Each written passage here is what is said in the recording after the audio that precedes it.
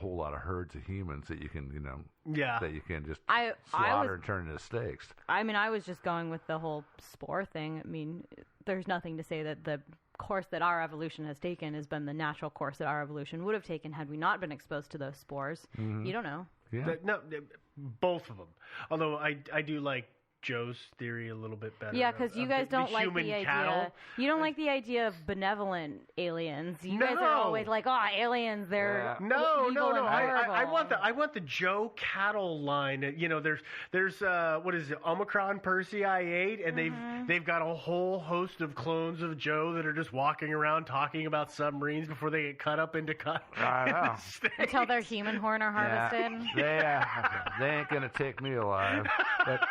But no, that's what they all say before they walk into the human chopper. Yeah. I don't know. I think this one's laid to rest. Okay. I think that it's not alien. It's not as at least it's not as There's no as reason big to believe as it it's is. been led to be. No, it's sad. Yeah. It would be fun. It would be fun. And by the way, I was speaking back to the whole thing about aliens. I really, really want the aliens that we eventually meet, if we do, to be good and to be benevolent. Maybe it's possible, but not to eat us. Yeah, but I think that given the fact that evolution applies, Darwinism applies on all worlds, they're going to be aggressive and nasty, and they're probably going to want what we have. We're probably going to end up being space hillbillies. That's really what it's going to boil down to. But we're getting off track. Way off track. We're getting off track. So let's give our final bit of important information here, which is our website. Yeah. Which is thinkingsidewayspodcast.com. Of course, there you're going to find the episode and all of our episodes that we've done on any story in the past. You will find our research links to this particular one. You can leave a comment on the website. You can download the episode on the website. Most people aren't doing that. Instead, most people are probably going to iTunes. If you're on iTunes, go ahead, leave a comment and a rating. That's how other people find us, and you can subscribe right there. If you're streaming us through another app, whether it be Stitcher or Podcatcher or whatever it might be, that's awesome. Leave ratings there, but you can always find us that way. You can find us on Facebook because we have the page and the group. And what is it you always say? Find us, friend us, like us, Joe? Something like that. And Joe just wants to be liked. Oh, but we're on Facebook, and we always have good conversations on there with folks. We are on Twitter. We are thinking, without the G, sideways at Twitter. We're on Twitter. And, of course, we've got T-shirts and mugs and phone cases and some other stuff like that. That is all available. If you go to our website, on the right-hand sidebar, there is a link to Zazzle directly to our store. So if you're interested in some of that, it's all right there. And, of course, if you are the Black Knight Satellite and you want to talk to us, stop using those silly LDEs and just send us an email. That's right, dude. Come on, get 21st century and all that. Get an it's going to be an email address that's at Black Knight. No, it's going to be at clintonemail.com. By the way, we have new piece of merchandise. We do have personally autographed 8x10 glossies of ourselves. That's not true. Available. No. Our faces are blacked out. Nope, not true. Not true at all. Yeah, no. Our email address is thinkingsidewayspodcast@gmail.com. Hear that, satellite? Send us comments. Send us story suggestions. You can send us just about anything you want if you want to talk about stuff. We're always there. We'll reply to everybody. Maybe not within the first day, but we get to all of our emails. And I think that's just about all the details we need to share with folks. Yeah, we need to jet on out of here. All right. We're going to close this one up. Thanks, ladies and gentlemen. It's been fun, and we will talk to you next week. Ta-ta. Bye, guys. Aliens.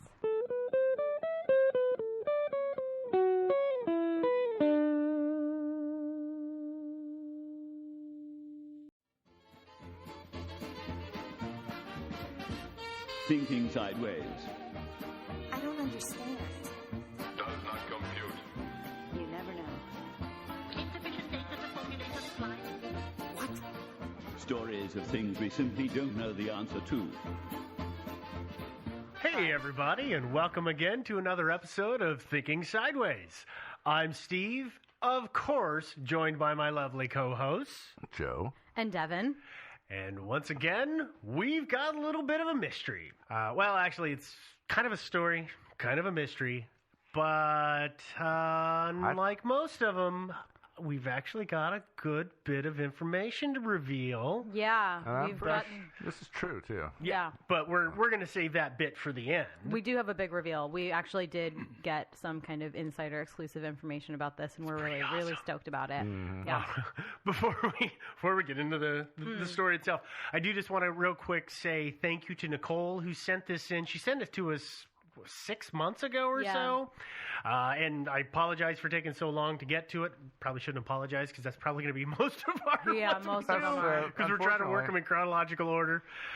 But let's get to the story. Okay. Today we're talking about Jeff the Talking Mongoose. Yeah. The story of Jeff the Talking Mongoose starts out in September of 1931 when the Irving family, and the family consists of James, Margaret, and their 13-year-old daughter, Voirey, I want to say is how you pronounce her name. Voirey? I don't know. I don't know. It's Voirey. Yeah, Voirey? I don't know. I don't know. It's a I don't very care. British. It's a very British. I'm sure it was at the time kind of made sense for that area because this whole story takes place on the Isle of Man. The family said that they heard persistent noises in the walls or behind the wooden walls of their farmhouse. And these noises were evidently, it would be rustling or scratching, and at some point, kind of vocalizations. I don't know what the early noises were. There's not a lot of good description of it. The family said that the noises, they kind of sounded like they were maybe made by a ferret or a dog or, weirdly enough, a baby, which is just weird in the wooden walls of your Sounds farmhouse. like there's a baby in our walls, but let's just ignore it. The dad, James, thought it was a rat, and he tried to drive it out. Obviously, that didn't work. No. He failed. But the noises continued for several days. And again, James Irving, he set traps. He put out poison. Nothing's working. As a last-ditch effort, he went to a spot in the wall. There had to have been some kind of opening, and I don't know if this is a knothole or just a bit of board missing. We don't know. But he decides that what he's going to do is try and scare this critter out by growling at it like a dog. Fair. It's a good idea. Wait, have you done that before? Sure. Yeah. It works. I don't have animals living my walls anymore. Well, it didn't work so well for James because whatever was in the wall growled right back at him. Oh. And that's when they discovered Jeff in the walls. Jeff. Yeah. Jeff learned to talk and said that he was a mongoose and that he had been born in New Delhi, India in 1852. That's some clever mongoose. It really is. How do you get to the Isle of Man? We'll get to that. Oh, okay. The Irvings say that Jeff told them that he was an extra clever mongoose, and he was a earthbound spirit and a ghost in the form of a mongoose, which is all rather strange to me. So you reincarnated as a mongoose. Man, reincarnation sucks. No, Depends on what you reincarnate as. It wouldn't be the worst thing to be reincarnated as. You could come back as a flea. You're right. Yeah. That You would know, be a terrible. mongoose, you get to just like nest up and like cuddle up and Yeah. Unless you fall into the hands of those jerks in some countries that, like, pit them against cobras, yeah, obviously Not the no. country you want to reincarnate as a mongoose. No. No, probably not. Well, the Irvings made other statements or claims about Jeff. They, again, this is James Irving, said, it announces its presence by calling either myself or my wife by our Christian names. This is something that he wrote. I think it might have been in his diary, or maybe he wrote it to a paper. I don't know, because the papers went crazy about this, as we're going to talk about. His hearing powers are phenomenal.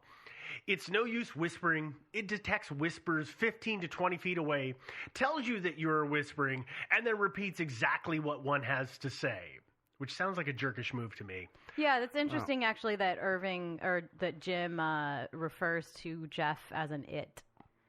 I don't think he liked Jeff all that much. Yeah. But Really? Jeff didn't mind him, evidently. I do not like mongooses. They're cute.